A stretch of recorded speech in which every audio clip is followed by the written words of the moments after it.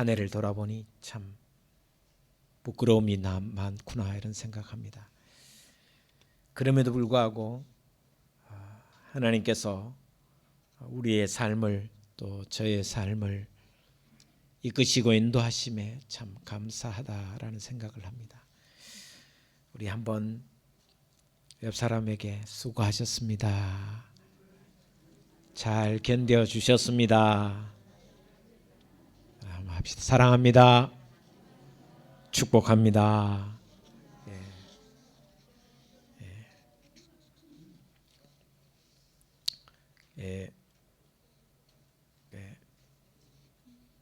제가 잘 이렇게 안 보는데 이렇게 앞에서 이렇게 있으면 이렇게 인사를 할 때 이렇게 고개를 숙이고 그러면 이제 머리가 많이 휘어졌구나 이런 분들이 보여요. 이렇게 백종우 집사님 이야기하는 게 아니고 다른 분이 많이 머리가 많이 휘어졌구나 그런 생각이 들어서 세월이 이렇게 가는구나 이런 생각도 합니다. 여러분 인생은 우연이 절대 없습니다.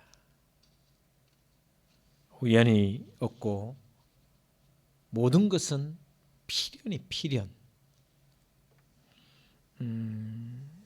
이것을 우리 기독교식으로 이야기하면 하나님의 섭리, 하나님의 경륜이다. 그렇게 표현을 합니다. 떨어지는 참새 한 마리도 하나님 허락 없이는 머리카락 하나도 들에 핀 들꽃 하나도 들풀 하나도 하나님의 그 손길 안에 있다라는 것이 바로 섭리신앙입니다. 경륜입니다. 신앙인이라면 우연을 이야기할 수가 없습니다. 하나님이 필요해서 하나님의 그 경륜 안에 하나님의 섭리 가운데 이 모든 것을 허락하셨고 반드시 이 모든 일 과정과 역사를 통해서 하나님이 합력하여 선을 이루신다. 이것이 바로 섭리신앙입니다. 그래서 믿는다라는 것은 여러분이 하나님을 믿는다라는 것은 하나님의 이 경륜과 섭리를 믿음과 동시에 세상의 모든 것은 우연이 없다. 필연이다. 라고 확신하는 것이 신앙입니다. 오늘 본 말씀 구약에서도 섭리신앙의 대가가 있지만 오늘 본 말씀에 바울이 얼마나 섭리신앙 안에 하나님의 이 경륜이라는 뜻 안에서 살아가는가를 극명하게 보여주는 말씀이 오늘 본문 말씀입니다. 한번 이렇게 생각해 보면 요즘도 이렇게 생활의 달인이라는 말이 이렇게 TV 아직도 하잖아요, 그죠? 이게 굉장히 오래된 프로그램인데 생활의 달인 바울이 아마 신앙의 달인이 아닐까. 일상의 삶 속에서 신앙의 달인, 그 신앙의 달인의 핵심이 뭐냐 하면 바로 섭리신앙이다 이런 생각을 해봅니다. 자신의 모든 처지와 자신의 환경과 자신의 시련을 무섭도록 어떻게 보면 너무너무 철저하게 무섭도록 철저하게 이 모든 것이 하나님의 섭리 가운데 하나님의 뜻 가운데 하나님의 경륜 가운데 있어서 반드시 이 모든 일 후에는 하나님의 합력하여 선을 이루심이 있다고 확신하는 사람이 바로 바울의 신앙입니다. 그래서 신앙은 가끔 해석이다 이렇게 얘기합니다. 많은 목회자들과 신학자들이 하나님의 이 경륜과 하나님의 이 섭리를 어떻게 해석하는가에 따라 그 사람의 신앙이 달라진다. 똑같은 사건을 두고 어떤 사람은 부정적으로 해석하고 똑같은 사건을 가지고 어떤 사람은 긍정적으로 해석하는 것. 같은 일을 전혀 다르게 해석하는 것. 바울이 바로 그런 사람이다. 그래서 신앙의 달인. 신앙의 달인은 바로 경륜, 섭리신앙이다. 오늘 본문 말씀 이 빌립보서는 옥중서신입니다. 감옥에서 보낸 편지입니다. 빌립보 교회를 향해서 보낸 편지입니다. 바울이 63년경에 로마 감옥에서 쓴 편지가 오늘 본 말씀 빌립보입니다. 그런데 여러분, 빌립보서의 주제가 기쁨입니다. 여러분, 감옥인데 감옥과 기쁨이라는 단어를 생각해 보면 전혀 반대되는 개념입니다.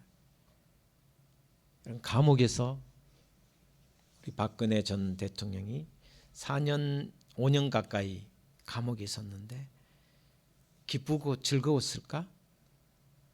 천만이에요. 감옥에서 즐거워하고 기뻐하는 사람은 거의 없을 겁니다. 그렇죠? 하루를 살아도 감옥은 감옥입니다. 기쁨이 있을 수가 없습니다. 말이 안 되는 일입니다. 보시면 그럼에도 불구하고 빌립보서 전체 주제가 기쁨입니다. 기쁨이라는 단어가, 기뻐하라는 단어가, 나는 기뻐한다는 단어가 20번 이상이 나옵니다. 옥중서신인 빌립보서에 기쁨이라는 단어를 끝없이 쓴 것은 어떻게 보면 바울의 신앙 고백입니다. 감옥 안에서도 신앙 고백으로 감사와 기쁨을 누릴 수 있었다라고 바울은 고백하고 있습니다. 바울은 자신이 감옥에 갇혀 있는 것이 우연이 아니다. 그리고 이것이 비극이 아니다. 비참함도 아니다. 오히려 하나님의 뜻을 이루어 가시는 필연이라고 확신했습니다. 그랬기 때문에 하나님의 필연, 하나님의 섭리 가운데 있기 때문에 그것조차도 감사하고 기뻐하고 오히려 진심 어린 고백을 할 수 있다고 이야기를 합니다. 그렇다면 오늘 본 말씀에 구체적으로 어떻게 받아들였고 그 상황과 그 형편을 어떻게 받아들였고 어떻게 믿음으로 적용했는가를 하나하나 한번 살펴보고자 합니다. 먼저 12절 말씀 한번 보도록 하겠습니다. 12절 말씀 같이 읽겠습니다. 시작. 형제들아, 내가 당한 일이 도리어 복음 전파의 진전이 된 줄을 너희가 알기를 원하노라. 여기서 내가 당한 일은 바로 감옥에 갇힌 일. 바울 자신이 감옥에 투옥된 사건입니다. 복음을 전하다가 옥에 갇힌 사건을 부끄러워하지 않습니다. 부정적이거나 비판적으로 슬프다고 하지 않습니다. 이제 끝났구나. 나의 복음 사역은 이제 이것으로 끝났구나. 슬프다. 처참하구나. 안타깝구나. 라고 고백하지 않습니다. 오히려 이 사건이 도리어 하나님의 복음의 진전이 되었구나. 내가 옥에 갇히고 내가 감옥에 갇힌 이것조차도 하나님의 복음 전파의 진전을 이뤘다라고 고백하면서 감사하며 기뻐하는 모습입니다. 이것을 너희가 알아주기를 원한다. 빌립보 교인들에게 너희가 이것 꼭 알아줬으면 좋겠다. 너희가 생각하기엔 내가 감옥에 왔다고 슬프고 힘들고 내가 복음이 끝났다고 생각하는 것이 아니라 오히려 이것을 통하여 하나님이 복음의 진보를 이루는 진전을 이루는 복음 전파를 할 수 있는 더 큰 기회를 주신 하나님이 뜻이 있으니 기뻐하고 감사한다. 이것을 너희가 알기를 원하노라 라고 고백하고 있습니다. 13절에는 이렇게 말씀하고 있습니다. 같이 봉독하겠습니다. 시작. 이러므로 나의 매임이 그리스도 안에서 모든 시위대 안과 그 밖에 모든 사람에게 나타났으니. 여기 시위대는 근위대를 말합니다. 황제를 경호하는, 또 왕궁을 지키는 근위대를 말합니다. 그런데 바울은 자신의 그 감옥 생활을 오히려 로마의 심장부를 복음화시키려는 주님의 원대한 섭리가 있다라는 것을 확신하는 내용입니다. 여러분, 로마가 세상을 지배하고 있었습니다. 로마의 핵심은 황제를 중심으로 돌아가는 정치입니다.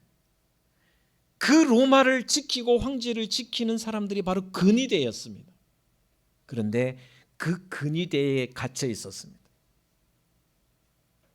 나에 갇혀 있는 것이 오히려 이 시위대, 이 근위대에게 복음을 전하는, 그리고 모든 사람들에게 복음을 전하는 핵심이 되었다라고 고백하고 있습니다.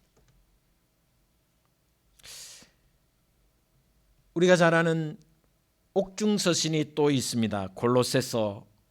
골로새서가 바로 바울이 감옥에 있을 때 쓴 편지입니다. 골로새서 4장을 자세히 보면 바울의 이러한 확신이 더 분명하게 드러나 있습니다. 바울이 골로새 교회 성도들에게 감옥에 있는 자신을 위해 기도해달라고 부탁을 합니다. 너희들이 나를 위해서 이렇게 기도해라. 그 기도의 제목이 뭐냐면 이렇게 기도해달라고 합니다.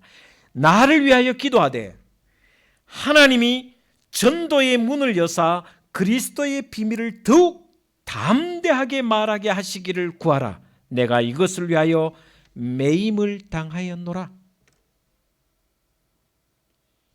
내가 감옥에 갇혀 매임을 당하고 있는데, 내가 이것을 위해 매임을 당하고 감옥에 들어와 있는데, 내가 감옥에 있다고 해서 너희들이 걱정하지 말고 오히려 나를 위해 기도해라. 무슨 기도를 드려야 되냐면, 내가 석방되기를 위해서 기도하라.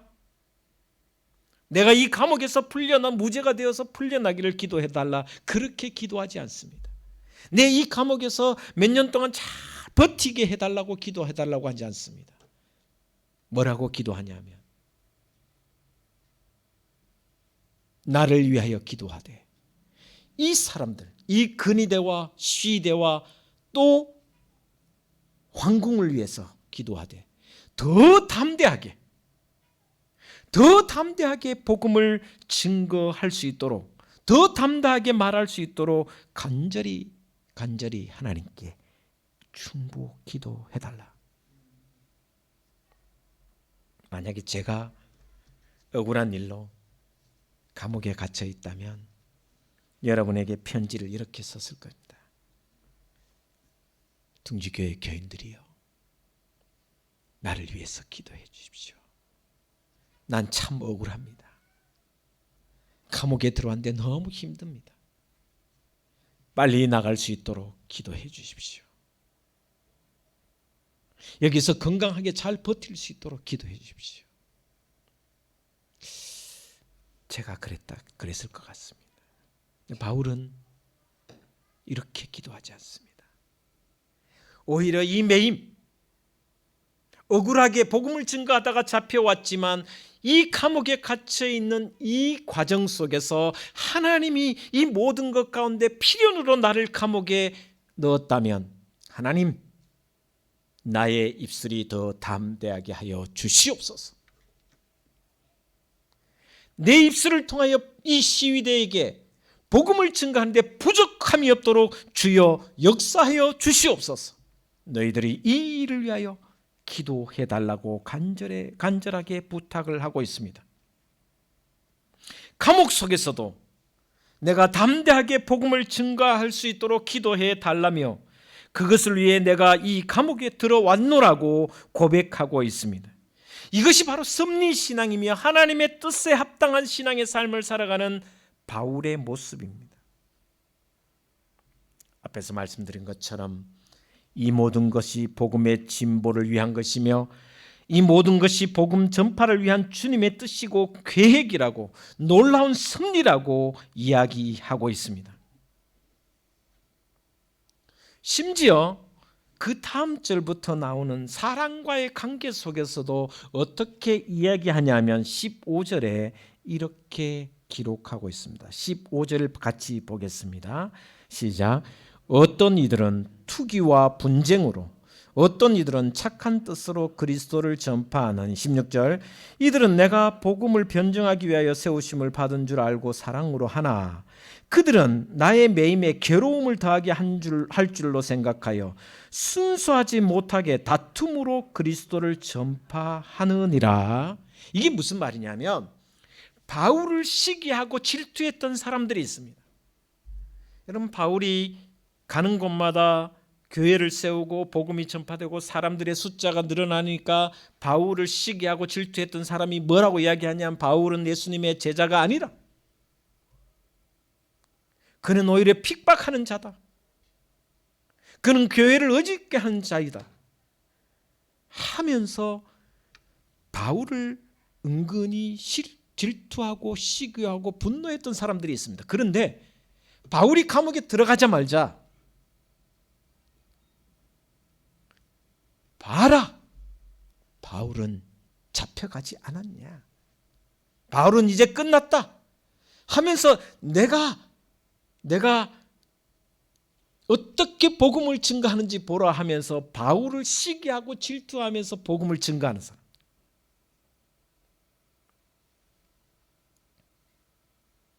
희한하죠. 이것도 참 신기합니다. 내가 복음 더 잘 전한다 이 말이에요. 내가 바울보다 좀 더 낫다라는 거예요. 시기하고 질투함으로 분쟁으로 착한 뜻으로 한 사람도 있지만 시기하면서 질투하면서 복음을 증거한 사람, 그 사람들이 복음을 전파했는데 18절에 이렇게 이야기합니다. 18절 같이 읽겠습니다. 시작. 그러면 무엇이냐? 거칠애로 하나 참으로 하나 무슨 방도로 하든지 전파되는 것은 그리스도니 이로써 나는 기뻐하고 또한 기뻐한다. 기뻐하고 기뻐하리라. 나 때문에, 내가 감옥에 들어간 것 때문에 사람들이 나를 시기하고 질투하는 사람들이 복음을 더 증거하니 오히려 그것이 얼마나 좋은지 내가 기뻐하고 내가 기뻐한다라는, 너무 좋다라는 거예요. 평소에 나의 복음의 길에 앞에 방해를 놓았던 사람들, 그 사람들이 내가 복음을 전하다가 감옥에 갇히니까 그 사람들이 더 열심히 증거한다.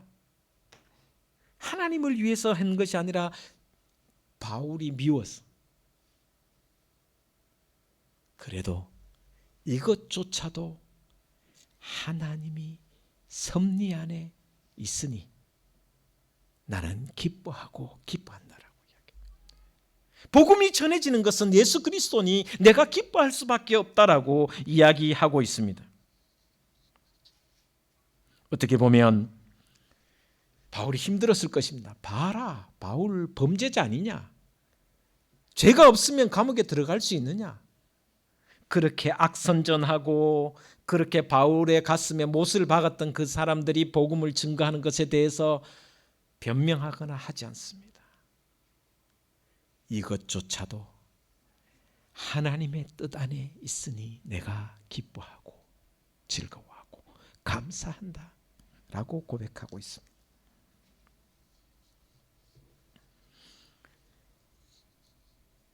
섭섭해할 수도 있었지만 그는 오히려 기뻐하며 감사하고 있습니다. 왜 그러냐?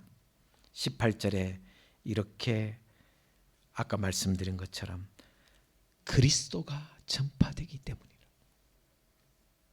어떤 식으로든지 하나님의 영광이 드러나면 그것조차도 기뻐하고 감사하고 있다는, 이것이 바로 섭리신앙입니다. 모든 것이 합력하여 선을 이루시니 기뻐하고 감사할 수밖에 없는 것이 바로 바울의 신앙입니다. 그뿐이 아닙니다. 바울은 자신의 죽음에 대한 생각도 이렇게 하고 있습니다. 당시 바울은 일반 재소자가 아닙니다. 사형수로 잡혀왔습니다. 언제 끌려나가 오늘 죽을지 내일 죽을지 모르는 이미 사형 선고를 받은 참수형을 내린 상태에 있었습니다. 집행을 기다리는 사형수였습니다. 어떻게 보면 가장 측은하고 가장 불행한 사람이 사형수입니다. 제 신학교 동기 중에 제가 한번 이야기한 적이 있는데, 같이 신학을 하다가 어느 날 갑자기 공무원 시험 친다 그래갖고 뭐를 쳤냐고 교도관 시험을 쳤는데 마지막 사형을 이 친구가 집행했어요. 그러니까 그 사형 제도가 있지만 사형 집행이 안 됐잖아요. 계속 안 되고 있잖아요. 사형을 집행하고 난 뒤에 정신과 치료를 받았어요. 너무너무 힘들었어. 그 모습을 지켜보고 마지막 순간을 지켜보는 게 너무 괴로웠고 힘들었다고 이야기해요. 그만큼 사형수의 모습은 비참하고 괴롭고 억울하고 힘들고, 중죄를 지은 사형수조차도 참 비참하잖아요. 마지막 모습이. 그런데 바울은 그런 이미 사형 집행이 선고된, 차명이 선포된 상태이지만 그는 측은해 보이지 않았습니다. 비참해 보이지 않았습니다. 죽음의 공포나 초조함이나 두려움이나 체념이나 불안한 기색이 하나도 없었습니다. 오히려 기뻐하고 즐거워하고 감사하고 있다. 야, 어떻게 이렇게 초연할 수 있을까? 20절 말씀에 이렇게 기록하고 있습니다. 죽음 앞에서도 어떻게 이렇게 초연할 수 있을까? 같이 보겠습니다. 시작. 나의 간절한 기대와 소망을 따라 아무 일에든지 부끄러워하지 아니하고 지금도 전과 같이 온전히 담대하여 살든지 죽든지 내 몸에서 그리스도가 존귀하게 되게 하려 하나니. 21절. 이는 내게 사는 것이 그리스도니 죽는 것도 유익함이라. 할렐루야. 죽음 앞에서도 초연하고 오히려 불안해하지 않고 초조해하지 않고 더 담대하게 복음을 전가하며 부끄러워하지 않는, 체념이나 불안한 기색이 없는 바울의 모습, 그것은 바로 죽음조차도 하나님의 섭리 안에 있다라는 확신이 있었기 때문에.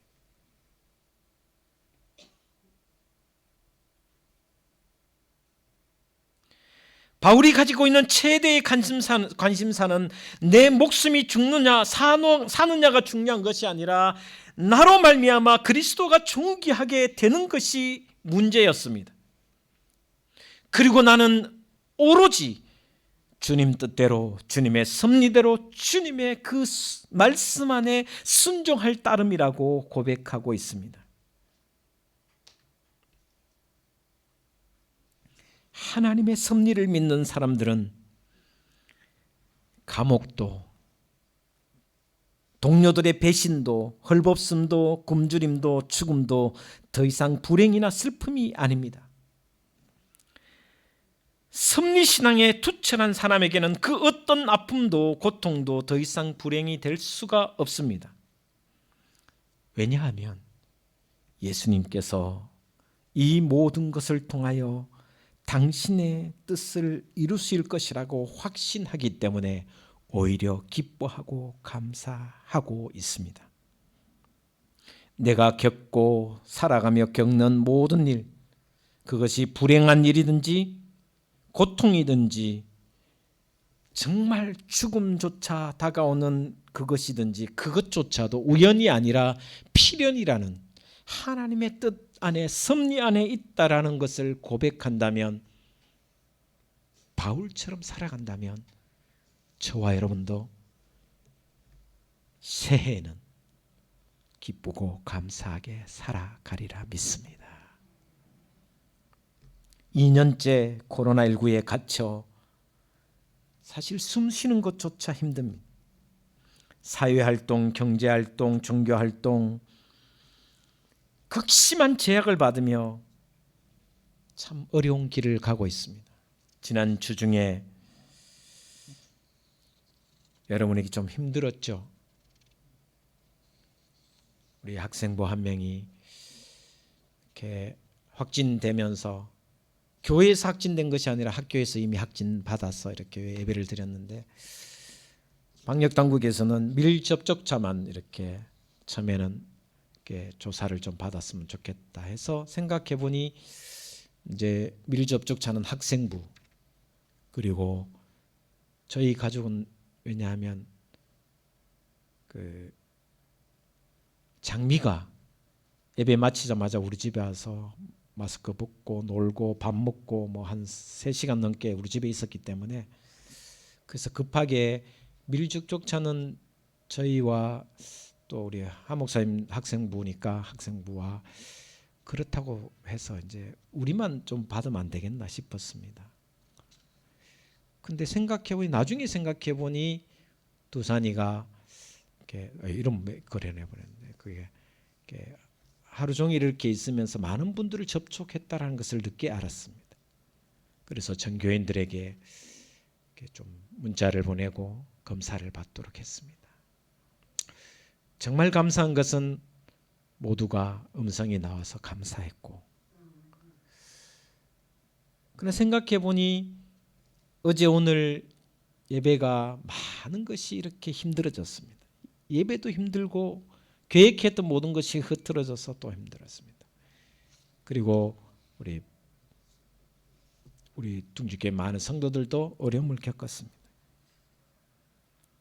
이런 극심한 제약을 받으며 온갖 고통과 온갖 손실을 다 겪고 있는 것이 우리의 현재의 모습입니다. 그러나 저는 이것조차 하나님의 깊은 뜻이 있는 줄 저는 확신합니다. 사실 저도 하나님의 그 섭리를 충분히 이해하거나 명쾌하게 다 해석할 수가 없습니다. 하나님의 분명한 뜻이 무엇인지, 이 코로나19 팬데믹을 통해서 우리에게 무슨 유익과 어떤 합력하여 선을 이루시는지 저조차도 사실은 알 수가 없습니다. 그러나 분명한 것은 주님이 알파와 오메가가 되시며 모든 것을 합력하여 선을 이루시는 창조주이시며 구원자이시며 역사를 주관하시는 분이심을 저는 확신합니다. 또한 우연이 아니라 이것조차도 필연으로 우리에게 주어진 과정이라고 생각합니다. 언젠가 우리로 하여금 하나님의 그 계획하신 섭리가 무엇인지 명쾌하게 바르게 우리에게 깊이 깨닫게 해 주시리라 저는 확신합니다. 바울이 겪었던 고난을 생각해 보면서 새해를 맞는 저와 여러분, 다시 한번 섭리신앙으로 이 고통과 이 모든 과정 속에서도 기뻐하며 즐거워할 수 있는 것은 하나님이 이 모든 것을 주관하여 반드시 선한 열매를 맺어 주심을 믿고 나아가기를 주 예수 그리스도 거룩하신 이름으로 축원을 드립니다. 기도하겠습니다.